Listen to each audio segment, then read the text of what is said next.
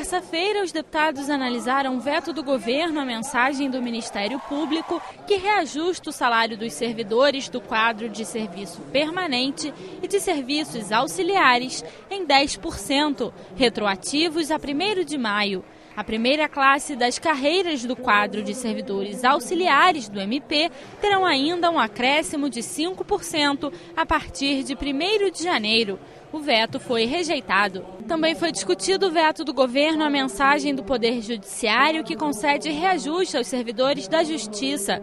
Os aumentos propostos são de 6,51% a partir de 1º de setembro de 2014 e de 3,28% a partir de 1º de janeiro de 2015. Os parlamentares também derrubaram o veto. A iniciativa é de recomposição de perda salarial, abaixo da inflação, porque seriam perdas acumuladas de mais de um ano e não macularia com isso o espírito da Lei de Responsabilidade Fiscal, que fala em reajustes gerais do funcionalismo.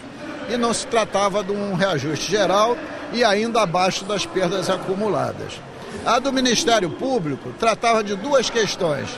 Também de um reajuste de perdas acumuladas, que estava no mesmo espírito do Tribunal de Justiça, mas também uma vantagem adicional de 10 pontos percentuais a vigir a partir de 1º de janeiro de 2015. No nosso entendimento, o veto está legalmente correto e é justíssimo em relação aos funcionários do Ministério Público e aos funcionários do Judiciário, que são os nossos serventuários.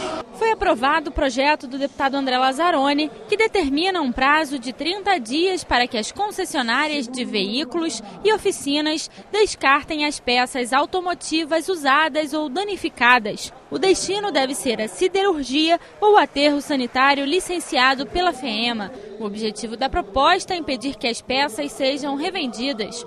O texto aprovado segue para a sanção ou veto do governador. Essas peças elas eram descartadas e a grande maioria das empresas não sabiam para onde encaminhava. Hoje a gente está obrigando as empresas que reparam, tanto as empresas que também fabricam, que são as siderúrgicas, a acompanharem desde o início dessa fabricação dessa peça até a destinação final, que deverá ser a recolocação dela para o reaproveitamento na siderurgia ou o descarte nos aterros sanitários que são ambientalmente qualificados para recebê-las. Os hospitais e maternidades do Estado, tanto da rede pública quanto da rede privada, podem ser obrigados a comunicar todos os partos realizados aos conselhos tutelares competentes, num prazo de até 5 dias após o nascimento dos bebês.